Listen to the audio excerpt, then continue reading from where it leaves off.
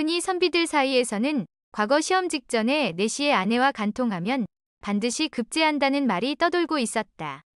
그래서 조씨성을 가진 한 선비가 이 말이 맞는지 시험해 보려고 했다.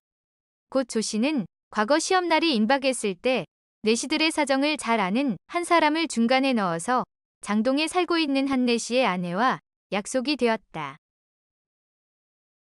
조 선비가 약속한 날 밤 그 내시의 집으로 찾아가니 이날 내시는 숙직하러 대궐로 들어가고 내시 아내가 고운 옷을 입고 기다리고 있었다.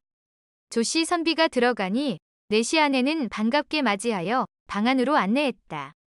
방 안에는 병풍이 둘러쳐져 있고 병풍 앞에는 보료가 깔려 있었다.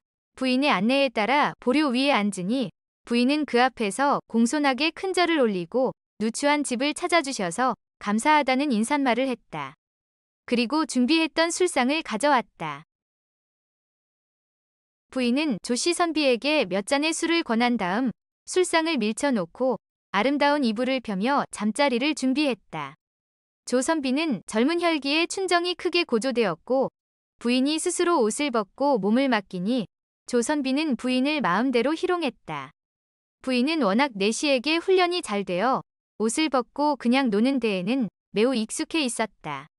하지만 남자의 살점이 몸속에 들어갔을 때는 처음 느껴보는 충격에 숨을 제대로 쉬지 못했다. 일이 끝났는데도 아직 밤이 많이 깊지는 않았다.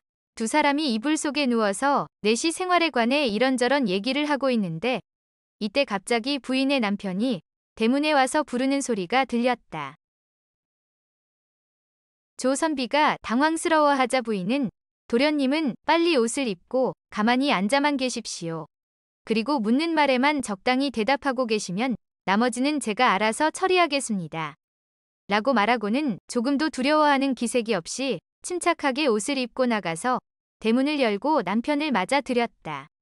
관복을 입은 내시는 영조임금의 생모를 모신 육상궁의 심부름을 갔다가 돌아오는 길에 부인 생각이 나서 잠깐 들어온 것이라고 설명했다.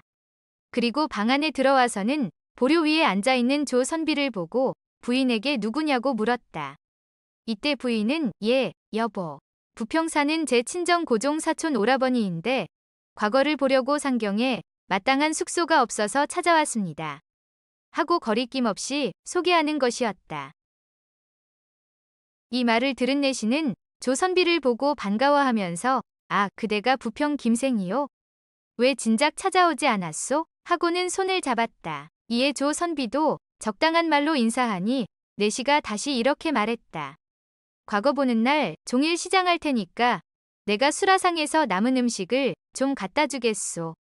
과거장에 들어오면 뒤쪽에 생강을 심은 밭이 있으니 거기에 자리 잡고 앉도록 하오. 내가 그리로 찾아가지요. 자, 그러면 부인. 오늘 밤 오랜만에 내외종 남매끼리 다정하게 얘기도 나누고 잘 보내시오. 나는 대궐로 들어가오. 그러고 나서 내시는 집을 나갔다. 부인은 대문을 잠그고 들어와서 새로운 정감이 있는 듯 다시 조 선비의 옷을 벗기고 자신도 옷을 벗었다. 새로이 두 살결이 맞닿는 감동은 조금 전이 처음 때보다 훨씬 더 고조되었고 부인은 황홀감 속에서 몸에 힘을 빼고 좋아했다. 이러고 두 사람은 함께 밤을 보냈다. 아침에 조 선비는 뒤에 또 오겠다는 말을 남기고 부인과 헤어졌다.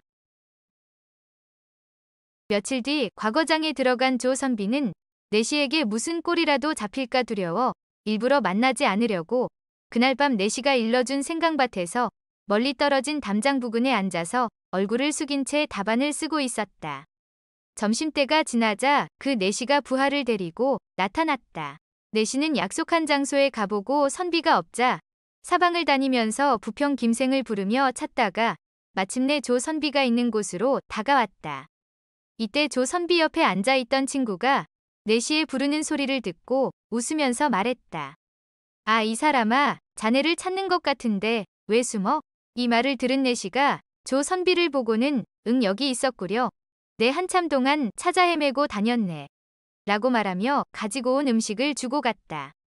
이 과거에서 조 선비는 과연 소문대로 급제했지만 이 일이 널리 알려져 친구들로부터 놀림을 당했다.